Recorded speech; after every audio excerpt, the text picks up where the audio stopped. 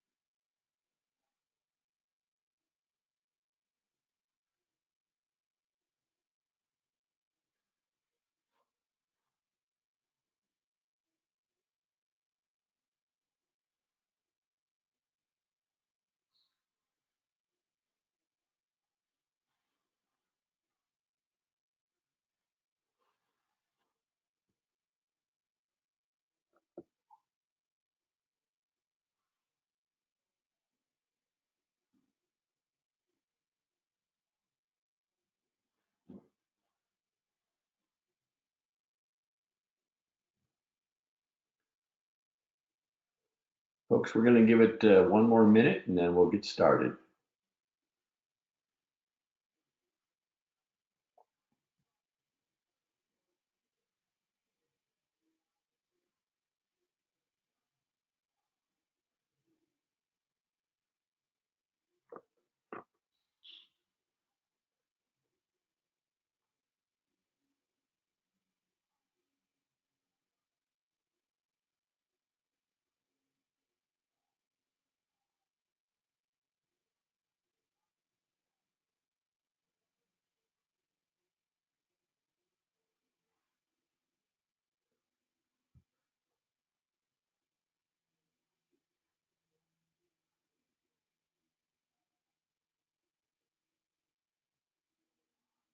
Well, good morning, everyone, and welcome to our Zorakle webinar entitled, Do Your Franchisees Lack Social Intelligence?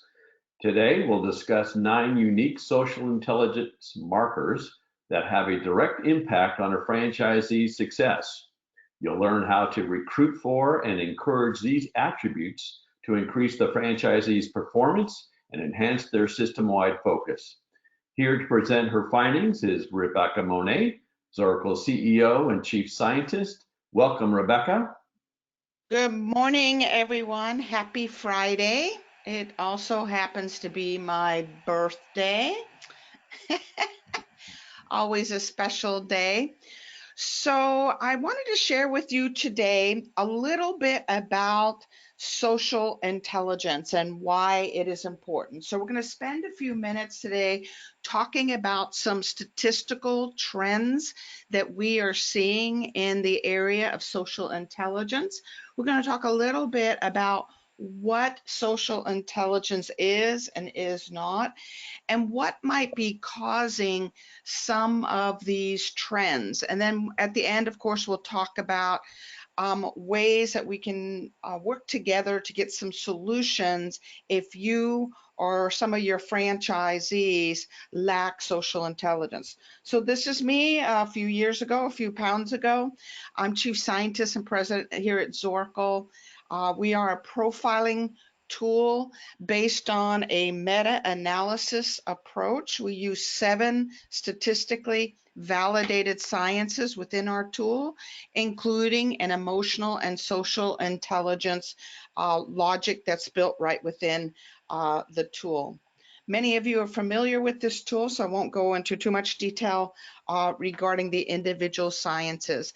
Just know that everything that we are focused on at Zorakle Profiles is to help the franchisor and the franchise broker facilitate healthy, profitable Z-to-Zor matches. We know that a franchisee that's compatible is going to validate better, is going to retain better, it's going to cost less to train and support.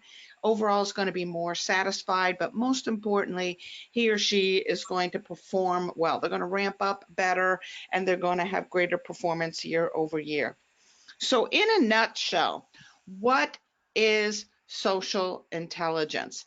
So I actually borrowed this from the internet. I thought it kind of encapsulated it beautifully. Social intelligence is basically the ability to get along with others and to get them to cooperate with you, whether that's as an employee, as a vendor partner, or whatever it is getting them to cooperate with you. Sometimes it's referred simply as people skills, but it's really more than that. SQ includes an awareness of situations. We're able to read what people are thinking, what people are feeling, what that behavior means, and we're able to understand social dynamics that govern them, what hierarchy is involved in that social dynamic. And we have a knowledge of interaction styles. We adapt our strategies and our interaction so we can achieve what we want and we can help them achieve what they want. It also involves a certain amount, naturally, of self-insight and a consciousness of our own perceptions, judgments, and reaction patterns that we have. So here are 12 signs that you or your franchisee might lack social intelligence. They handle conflict poorly. They either avoid conflict altogether or they go on an attack. They lack empathy. So they just don't seem to get what other people are thinking or feeling or what that gesture means or what that face means. And they really sometimes just don't care. They're poor listeners, poor communicators, and they just seem to have poor people skills. They have difficulty maintaining relationships with their employees. They don't bond. Their friendships are all short term. Their relationships are always short term. They end for one reason or another. They tend to judge quickly. They make assessments of people before truly getting to know someone, and they're quick to also point a finger or blame. They're unwilling or unable to collaborate. It's more their way or the highway, or they just flat out are proximity workers or isolated and don't like working with others to start with. They provide poor service. They're not conscious or aware of the needs of their customers and therefore tend to falter in that area. They're not good at building consensus. So they're not good at getting the opinions and the advisement of others and building a consensus before they kind of move in a particular direction. They're unable to get others to embrace an idea or take action. They lack influence. They lack leadership. They lack the ability to cast a vision or cast an idea and get others excited and jumping on board and doing what needs to be done to get there. They lack diplomacy and tact. They may be too direct or too harsh or unaware how their words or approach may be hurtful to others. They seem kind of clueless in social situations, inserting themselves at the inappropriate time, one-upping someone, or just flat out not understanding the decorum of what a social situation is calling for. And number 12, they lack substance and they lack depth, what I might call gravitas. Things seem much more superficial to them. There's not an emotional or spiritual depth. Phil, could I have you put yourself on mute? Yes. Thank you. All right. Thank you. I'm hearing something else in the background too. So if you could help me kind of mute anything that's going on there, that would be helpful. All right, let's move on. So why this topic and why now? Oftentimes we come up with these webinars based on feedback we're getting from our brokers and our franchisors with concerns. And this definitely has been a serious concern over the last 7 years. I'm going to show you some statistics of what is going on in this world where folks seem to be lacking leadership skills. They seem to be lacking empathy skills. They seem to be lacking just normal common sense. Or ability to engage people at a deeper level. So we've been having many conversations with you as our clients and also paying attention to what's going on in the marketplace, which sort of drove me back to the numbers.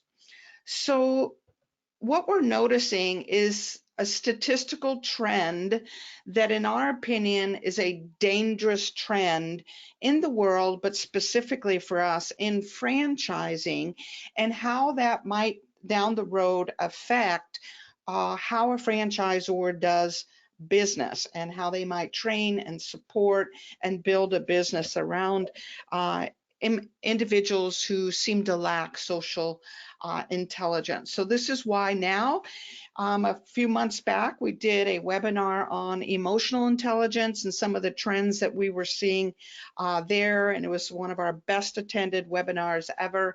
And so we wanted to dig more deeply into the social intelligence.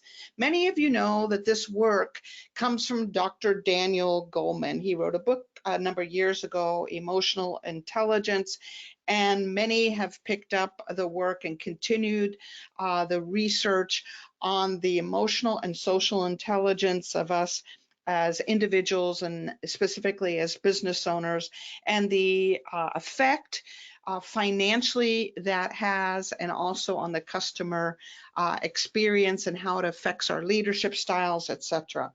So I wanted to give you sort of big picture statistics that you might find interesting on a year-to-year basis. I also separated it based on generation. So this is showing us a trend that is encompassing all generations, but a serious trend that we are seeing with the millennials, and we're going to see some differences once Generation Z. I've been doing research with the Zs recently, but we're noticing some social intelligence trends. So this is the overarching, all 9 markers put into a pot, all generations in a pot. We can see some trends from 2013 through 2019, as of just a few days ago when I was putting this data together for us today.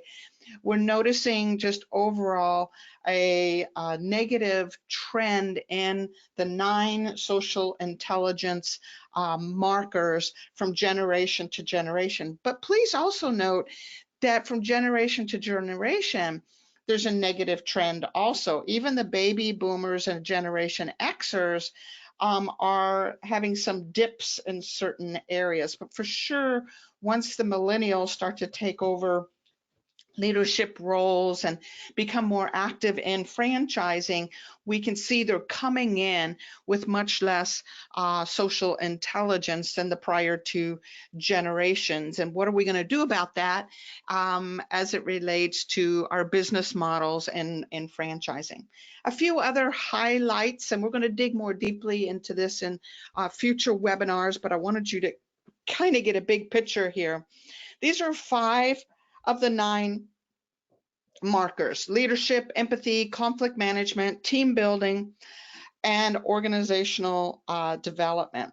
So you can see our Generation X actually has some really strong leadership skills, and many, of course, as you know, are stepping into those roles within our franchise community and, of course, out there buying businesses. We're starting to see the baby boomer leadership skills starting to drop. This could be just a stage of life situation or a necessity situation, but we are starting to see that Generation X is stepping up. But notice our millennials, they're coming in with very low leadership skills. They have much more of a a pack mentality versus a lead mentality. And so they're coming into franchising as franchisees with less initiative, less leadership, less ability to convince others. And these things we're going to start to notice going down the road. Same way with empathy, dramatic drops, generation to generation.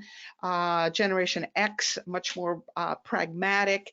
And then we see our millennial generation with very low empathy or understanding one another scores. Conflict management.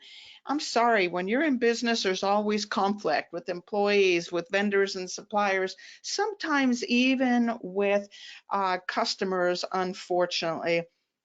And we can see there's a negative trend going on here in conflict management where our Generation Xers and our millennials in particular are conflict averse. They just don't like it and they don't have the skills to deal with opposite views of things, and they don't have the ability to bring difficult situations to the surface and solve them.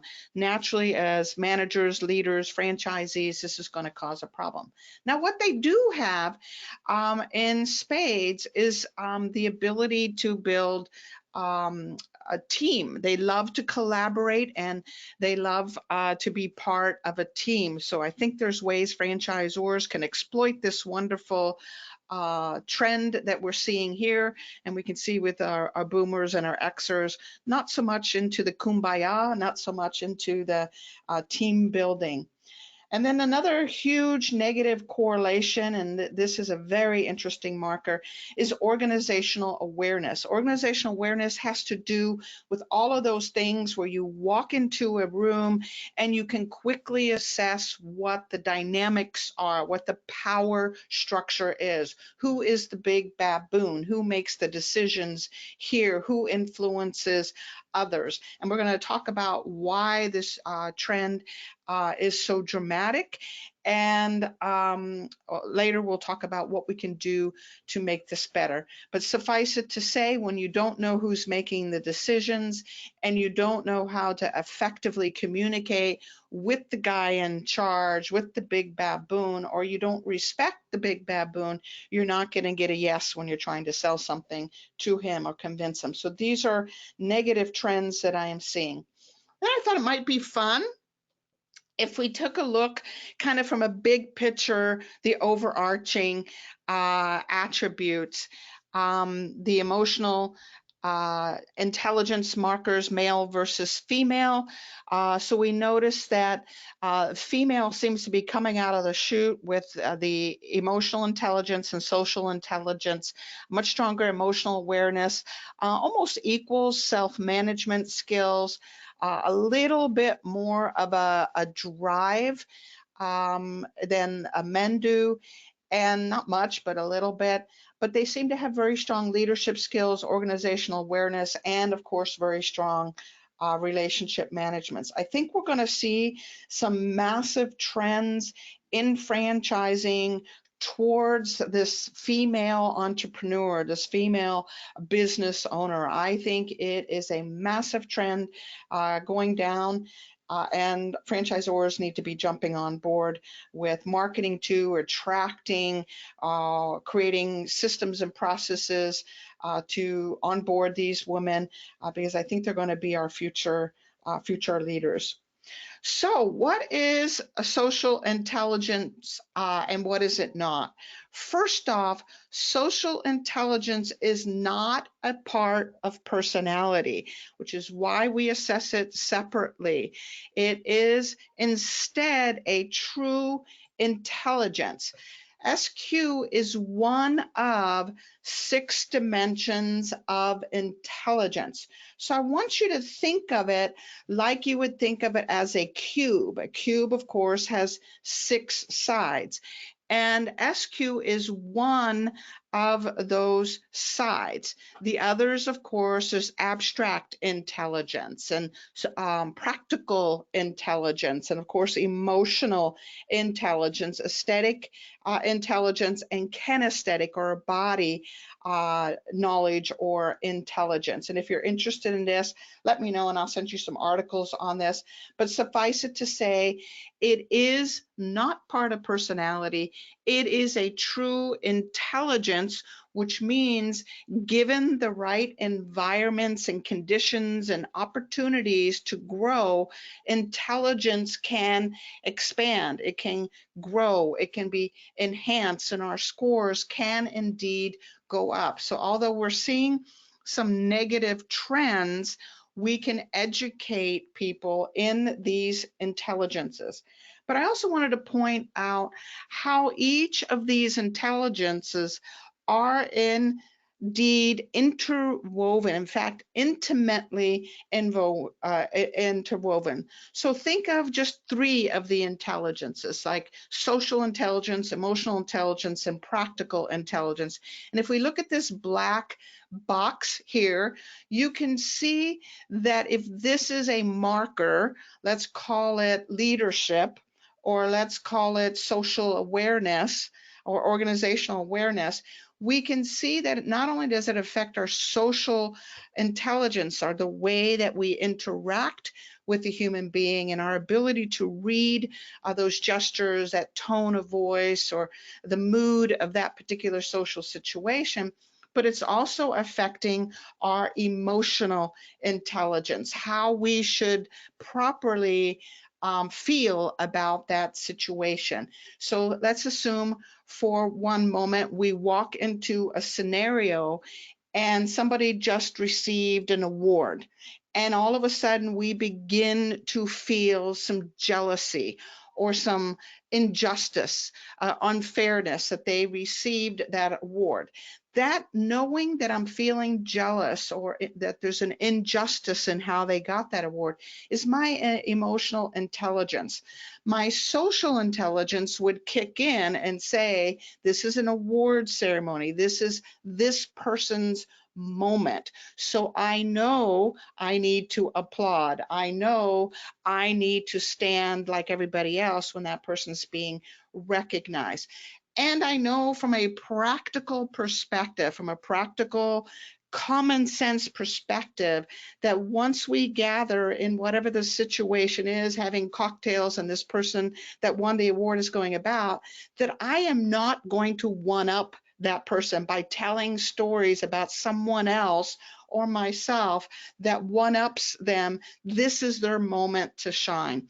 So you can see a single attribute actually affects three intelligence, and we can have one strong and another not so strong. Example of that was Canine West when he went up and interrupted Taylor Swift's award, if you recall. Someone who lacked emotional intelligence, someone who lacked social intelligence and practical intelligence. That damaged his reputation, damaged his business and his work down the road simply by a silly something he did in that scenario. So that's just a practical example.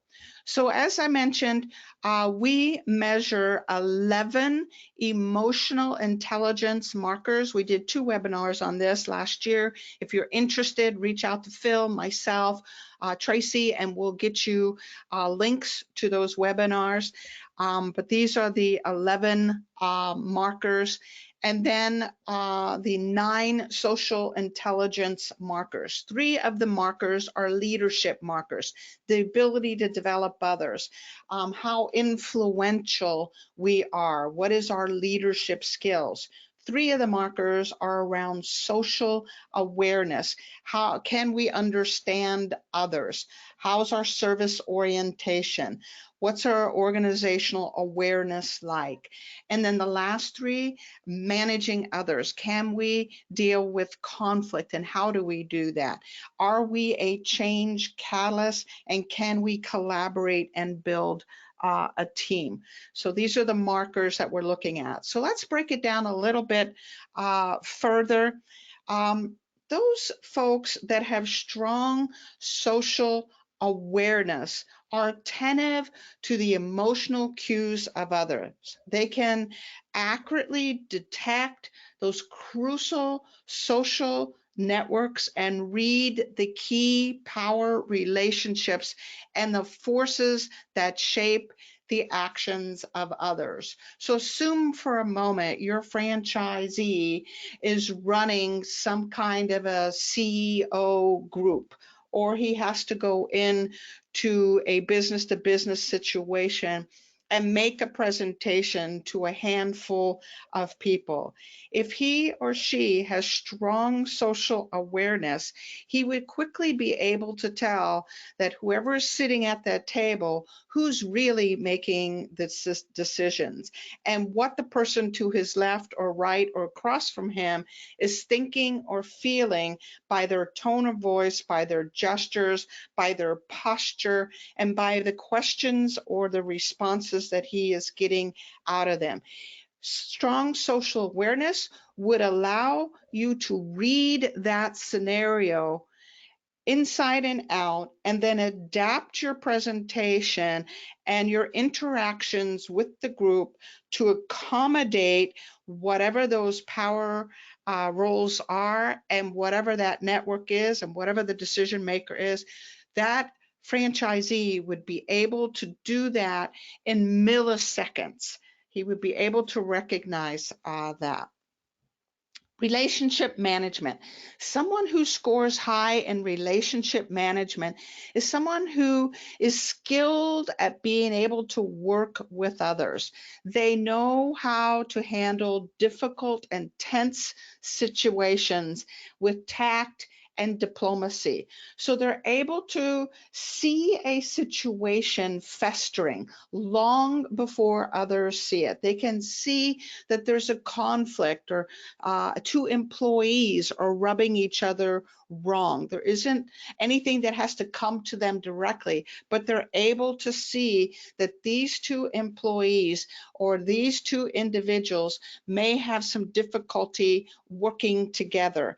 A franchisee that understands that knows how to bring those things to the surface and facilitate a working environment where those two employees will enjoy working with one another. So they're good at recognizing the issues between individuals, de-escalating any kind of challenges, and creating feedback and critique in a diplomatic and tactful way. As a manager, as a business owner, you can see this would be a wonderful attribute to have. Now, what about leadership? Someone with a high degree of leadership skills can arouse the enthusiasm for a vision, build a consensus, and then guide the performance of others while at the same time holding them accountable. There are many of us who think we are fabulous have leaders. We're able to arouse that enthusiasm. We can even build a complete consensus. Yes, yes, yes, we're all on board. But where many fall short, especially today in the trend that I'm seeing, is the back end part, holding people accountable to their commitments. It's one thing to get people pumped up, kind of that motivational speaker, right? It's another thing to get them to do what needs to be done to move us all towards a common goal or outcome. So what's going on? What is causing some of these changes in social intelligence? Well, first off, these are social skills, right? These are people skills. And over the last couple of decades, we have become a data-driven, high-tech, low-touch world.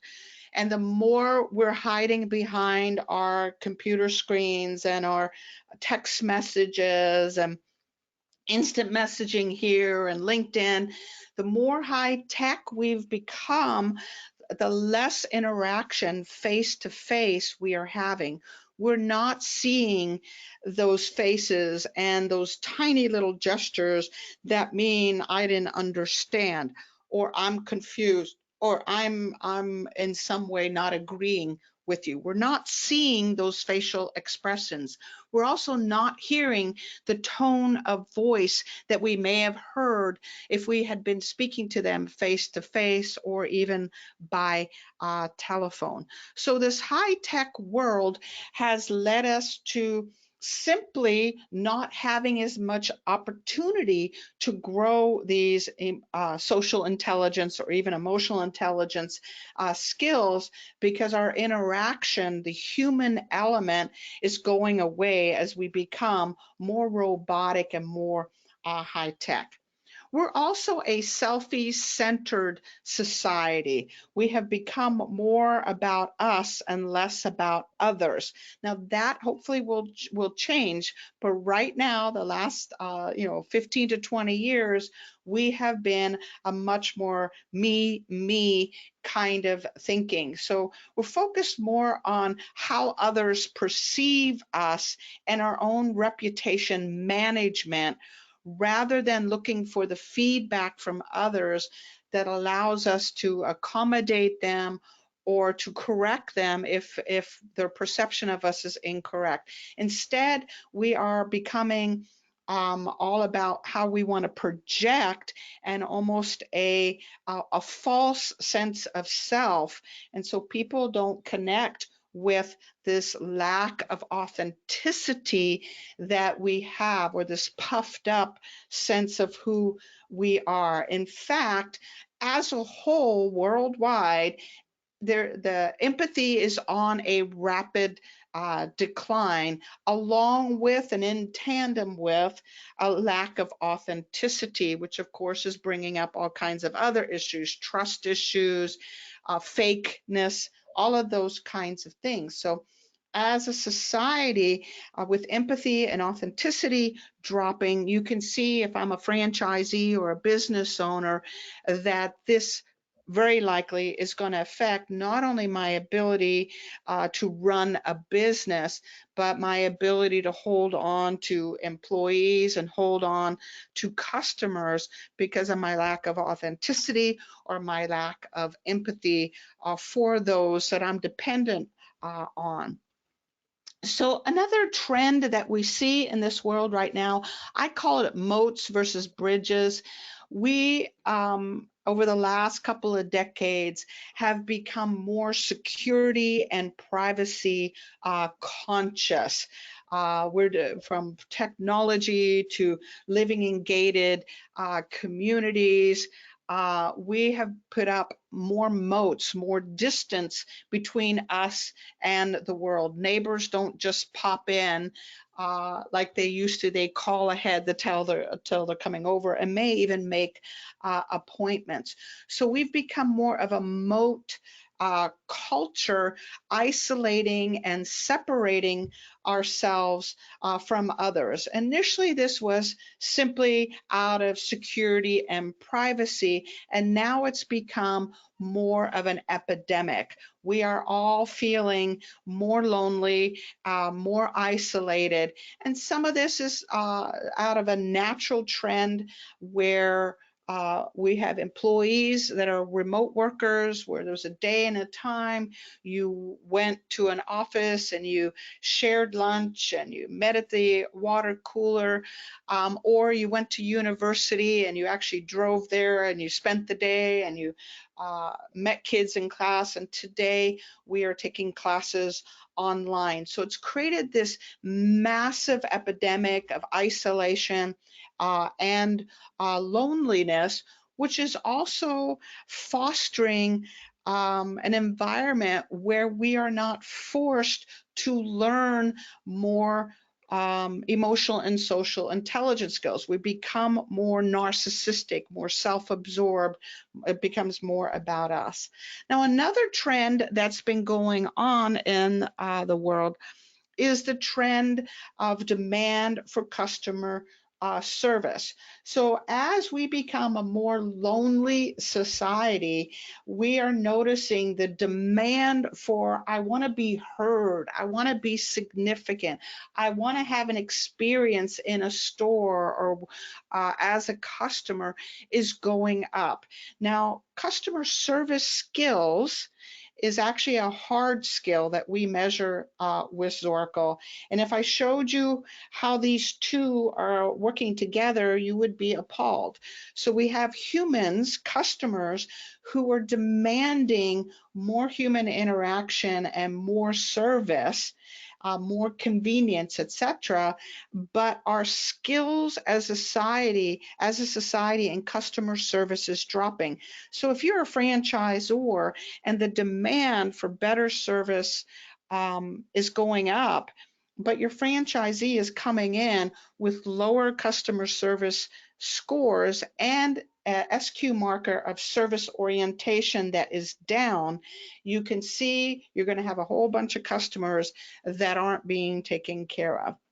So another thing that is leading towards this SQ issue is this idea, this concept that we are all equal.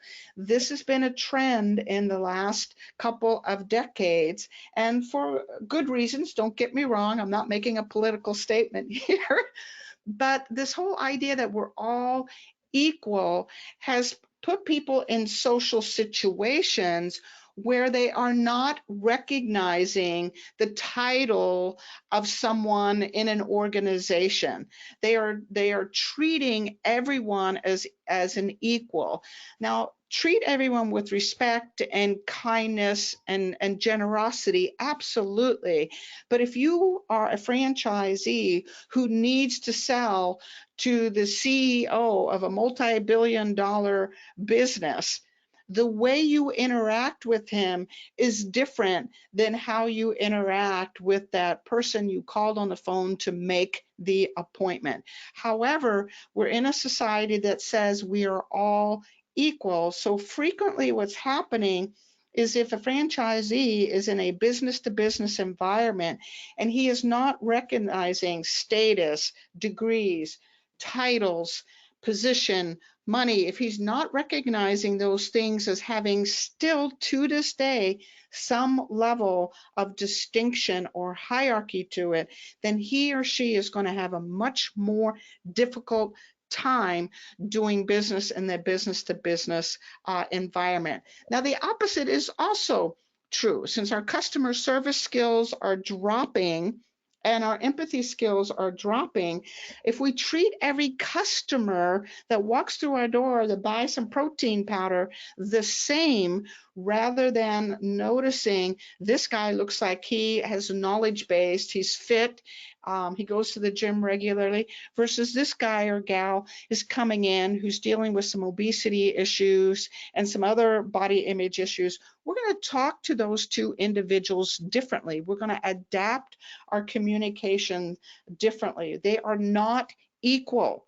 So this concept of being equal has also led to a lack of social etiquette. If we're all equal, we don't need to defer. We don't need to treat someone in a different way. So the world as a whole is starting to lack in basic social etiquette.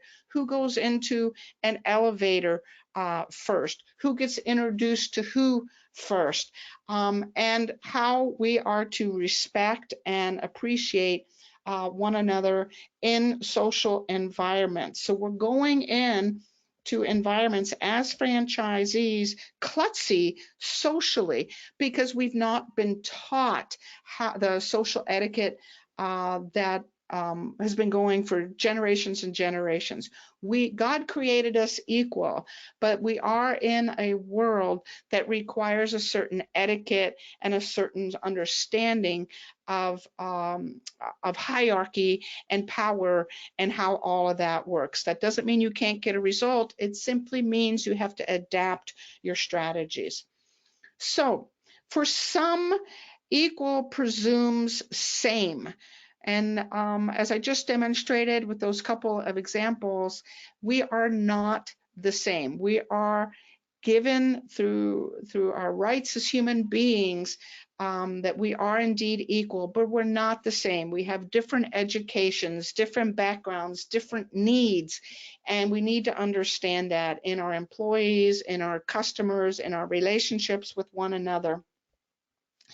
So this sameness mentality and all of these other drops in social intelligence has also caused an environment where we're seeing a decline in competitiveness. We talked about this in the emotional intelligence class. So this, since we're equal, we're the same, and there's a million reasons that we've gotten to that. Everything from trophies came super easy. We didn't have to work for it. We didn't have to work for our grades, etc. We are noticing societally that there's a decline in competitiveness. There's a decline in our ability to take risks. That's from the Moat Society about safety and privacy. And there's a decline in leadership. Franchisors are going to have to deal with franchisees that are coming in that lack that hunter instinct and lack the same ability that generations prior may have had to take risks and stick their neck out socially, emotionally, relationally, and financially, and also to deal with a whole nother group of individuals coming in that may not have the same level of leadership skills that we've saw in the past. So what's the future of social intelligence? So let's backtrack. Let's look at the trend that we are seeing year by year. There's much opportunity here for the franchisor and things that need to be done at the franchisor level to accommodate this natural drop in social and emotional intelligence that we are seeing, and I believe we are going to continue to see. So we have a couple of options, right? One is to adapt our systems and processes. If our franchisee is incapable of bonding and connecting and building team, we build a franchise model that doesn't require a team, or we have back office systems that offload much of the need for employees, as an example. So we can offload some of the things that we would normally ask a franchisee to do, but that increases our costs as a franchise system to offload those kinds of responsibilities that used to be a franchisees. If we have someone who's not as convincing, not as persuasive, not as influential, we're going to see a natural decline in sales. Do we then spend more money as franchisors driving the marketing, hoping that some of those people walking to the door are going to buy, not because the franchisee is particularly personable or knowledgeable even, but instead because the price is right or because the brand is big enough. So these are things that a franchisor is going to have to deal with. Now, I would suggest that there's another option. Instead of the franchisor taking on more and the franchisee taking on less, which then creates a dependency versus an interdependency, which is what we want in franchising, is an interdependent. We both know our roles, franchisor, franchisee. We're going to work collaboratively towards a certain goal. By the franchisor taking on more, we create a codependency rather than an interdependency. I think that's a dangerous trend. So let's look at a couple examples, and then we're going to talk about what we can do about it in the future. So if you got a result, if you're a franchisor, you're looking at a result, and this is a result of your prospective franchisee, that compared to your high performers, compared to those that are doing well within your franchise system, this individual scores low in all leadership markers, all social awareness markers, and 2 of the 3 managing others relationship building markers. Is this someone that you would want to bring on board?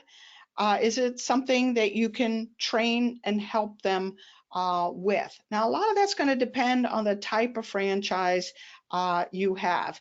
If you are in a business where the likelihood of conflict is high, then this would be a franchisee that would have some difficulty. If you're in a business that requires strong service orientation and skills, this would be a business a franchisee would struggle with. Let's look at another one. Here you have someone who has wonderful developing other skills. In fact, this person is great at mentoring, coaching, encouraging, being a cheerleader to others. Wonderful skills in developing others. In fact, he's also or she's also extremely understanding. They can tell when someone is upset, and empathy is very, very high. And they're also phenomenal at building a team and collaborating. But the other leadership markers and social awareness markers and managing other markers are low. I call this a Kumbaya franchisee. This is someone that truly loves to develop and empower and encourage her team and individuals. This is someone who's going to put the needs of her team and others ahead of profitability. This is someone who's going to pay their employee more than their value. This is someone who's going to compromise on price because her customer is someone who's very budget conscious or having some issues right now. So she's going to cut her price because of her strong empathy for that customer. Think about that if you're in an elder care business. So these empathy markers are beautiful markers. Understanding and developing others are beautiful markers. Building a team, we want them to be able to do that, especially if it's a franchise where they have to work with a team. But when those markers are too high and the other markers are too low, we begin to create a kumbaya environment that is not profitable. It might be fun for the employee that's working because they get to take off whenever they want. They can show up late and they're paid a whole lot more than they are worth. It's great for the customer who may not be getting invoices and thus doesn't have to pay. So you can see how, from a business perspective, this affects every area of a franchisee's business. Let's talk about this guy or gal, and then we're going to go to some questions. And Phil, hopefully everybody is putting their questions within the chat feature down there, and Phil will field those questions for us, and we'll get to those here in just a few minutes. So look at this individual. Great leadership skills, in fact, higher than the high performers within that franchise systems. Phenomenal social awareness things. This is someone that can go into any environment, networking meeting, chamber meeting, business meeting, and quickly know who the big baboon is and adjust his behavior. And yet he has little conflict management skills and little team building skills. Again, some beautiful skills and then some weaknesses that he or she has. This is likely someone that, given the right opportunity, could actually be a bit of a bully. This is someone that's going to use his leadership skills, his influence skills, his ability to read a social situation. He could actually be, in many ways, almost manipulative to get what he wants. And the minute conflict shows up, he disappears, or he doesn't get what he wants, and the conflict comes in, or the team has a need, he's not going to hear what that team needs or that individual needs. So you can see each of these markers individually are important and overarching collectively are important. So imagine if you have franchisees coming in that have this trend where social intelligence markers as well as emotional intelligence markers are starting to drop, and the infrastructure and the cost involved to support those kinds of franchisees. Some franchisors are already making some changes in their infrastructure and in their training to accommodate individuals who are coming in with less empathy and less team building skills and less conflict management skills. They're already making some adjustments. Now, we recommend two things. One, start with finding the right franchisees to start with. Know who your ideal franchisee is by looking at your high performers, your mid performers, and low performers. What do the high performers from an emotional and social intelligence marker and every other science that we use, what markers do they have that sets them apart as a group within your franchise organization? What markers do they need to run that business? It's going to be different for a fast casual food concept rather than a man in a van concept, or a concept that is purely a business to business service based. This is a different franchisee. So find out, measure the EQ, SQ markers, as well as the hard competency markers and everything else. Measure your high performers so you know exactly what is required to run that business. And then recruit for and screen for the right franchisees to start with. That will stop a lot of the problems down the road. But I also want to remind you, social intelligence, emotional intelligence, practical intelligence, common sense can be learned. Given the right environments and the right initiatives and the right encouragement, you can create, as a franchisor or as an employee with the team, you can create an environment to develop those social skills and the social intelligence. So we're going to talk about that going down the road with myself, Tracy Kawa, our very own coach and trainer here at Zorakle, and then we're going to be bringing in some other coaches to address each of these EQ and SQ markers in future webinars, and what you can do as a business owner yourself or as an executive, or what you can do to help your franchisees develop some of these skills. So we have a webinar scheduled for each month coming up. We'll make sure that you get invites, and you're welcome to invite anyone, whether they're a client of Zorakle or not. They're welcome to come. So we're going to have the best and the brightest coaches, and we'll be addressing each of these areas individually, and the coaches will be giving us some recommendations of what we can do within our franchise systems and within our own businesses. So Phil, I'm going to turn it over to you for any questions regarding social intelligence. Thank you. The first question that comes up is, which is, I guess, a little bit overwhelming, but how does a brand start to address the challenge of lack of social intelligence with their franchisees? How do they adjust? Is that the question? So how do they begin to address the challenge? Well, first you want to measure it, right? It's the old saying, if you can't measure it, you can't manage it. So step one is to measure it. Get your finger on the pulse. Measure all your franchisees currently. Where are they? You'll begin to see quickly where your low performers are lacking and where your high performers are excelling in these particular markers. I can tell you now, having done this for 26 years, and the last 7 years been really paying attention to this crazy trend that we're seeing, that a single point in one marker, let's say empathy or conflict management, a single point going from a 12 to a 13 or from a 13 to a 14 or wherever the score is, a single point we have seen be the difference between $60,000 and $100,000 difference in revenue coming in. So now you got 20 markers, right? You got 20 markers. If we can just move our franchisees 1 point in each of those areas, you got thousands and thousands of dollars that are being left on the table, never mind causing brand equity issues if that franchisee is difficult out in that local market, lacks those social that social and emotional intelligence. So to answer your long answer to that question, measure it.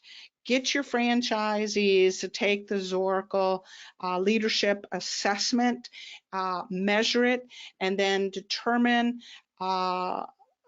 which are your A players, your B players, and C players, and then we'll help you determine the markers that are important for your business. Keeping in mind, your business is different than somebody else's business. What is needed in one business may not be needed in another business. An example we talked about earlier is the elder care business does require a much greater level of empathy than if you're selling things like fixing an iPhone or technology-based business, right? So those markers are going to be individual to the franchise. That's a long answer, but I think you got it. Okay. We have another question here. Isn't diplomacy and being direct regional? I feel like candidates from New York, New Jersey communicate differently than the Midwest. What a great point, right? One There, one more, one more part of this. Candidates from the South talk around, uh, sugarcoat a lot of things. How is this measured? it's so true. So we do not measure regionally, although that's a really, really good point because we do collect that data. We collect zip codes, so it'll be interesting to see what those trends are. But these stereotypes that you just set out are accurate, right?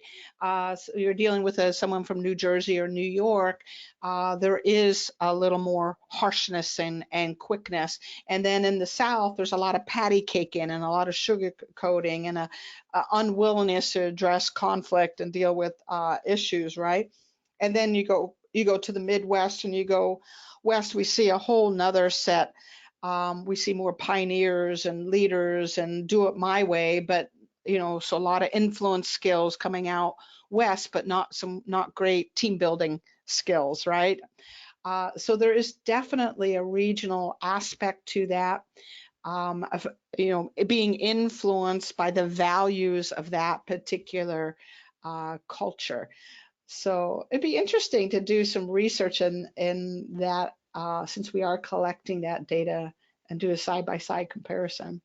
Either way, we can all get better, right? In the East, they can get better at some empathy markers and understanding other markers and relationship management markers. And in the South, they can get better at influence and leadership and conflict management.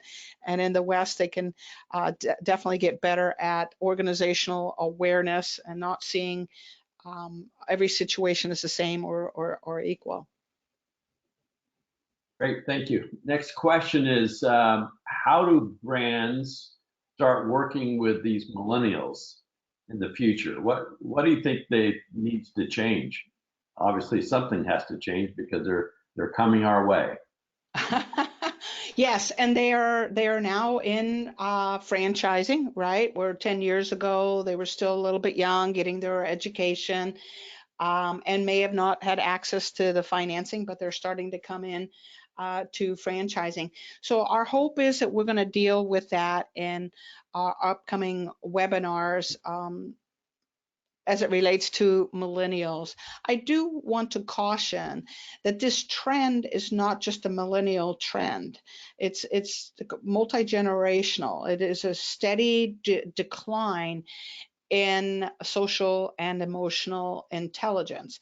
It's just become more notable when you do a compare contrast to a millennial and a boomer or a millennial and an Xer. So we'll give you some tips and some tricks in our upcoming webinars how to deal with this trend and specifically what's going to happen when millennials are coming in larger forces into the world of franchising, um, in terms of especially their hunter instinct, which they seem to be lacking, in the competitiveness and some other markers that they seem to be lacking. How do you encourage those markers and give them opportunity to grow and build muscle? Keeping in mind, this is an intelligence, it is a skill. All of these markers we can learn. I got to tell you personally, guys, and this is me, being vulnerable here. I take this assessment every 6 months, because I can tell, if I'm not paying attention to one of these markers, what will happen in my own business, right? Um, and by paying attention, oh my goodness, this number has dropped the last 6 months. I need to focus on it. And where is it affecting my business? And Phil can attest to this. Some months back, my team and collaboration score had dropped. And Phil's going, hello, what about me? I got ideas. And the rest of the team saying things. And it was because I was focused somewhere else. So it's important that we know ourselves and realize that sometimes these things slip because we've not had to use them, or slip because we're focusing on other things, but we can develop them and we need to become conscious of them. Another question, we have brokers that are on this call today. How can a broker help out in this process of working with the franchisor as it pertains to social intelligence? Oh, what a great question. How can a broker help? Yeah, invite them to these webinars. Yeah, I guess that would be the best way you can help, is invite them to the webinar so we can show these trends and what they can do internally.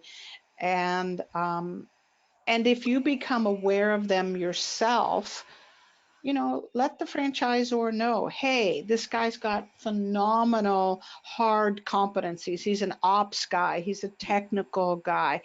What you might notice, Mr. Franchisor, is he's a little soft, lacking in some of the social skills.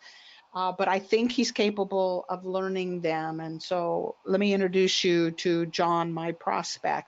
So you may want to give your franchisor a little bit of heads up so they don't reject this person right away, especially if there's room for learning. And they just have a heads up. Okay, great. All right, the last question here is how do franchise leaders stay focused on these changes? Well, obviously, to your point, much talk has been around the millennials. But again, I want to point out this is not just a millennial issue. This is a societal issue that we are seeing.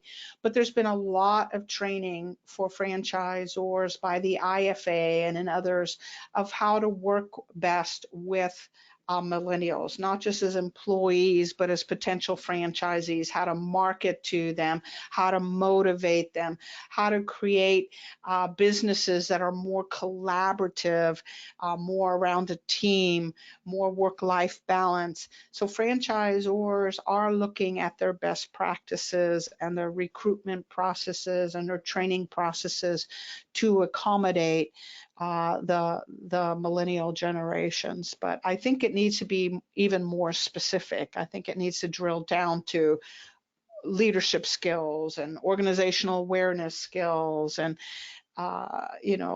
people management, relationship, authenticity skills. I think it needs to go deeper, where we're taught etiquette and social skills and how to read people and how to adjust. I think it needs to go deeper. Great. All right, that's a wrap, as they say. I want to thank everybody for joining us today, and want to wish Rebecca a happy birthday. She's finally 35, and we're glad that she is. It's about time I grew up, huh? Yes, you're still a millennial. Have a great weekend, guys. Thanks so much.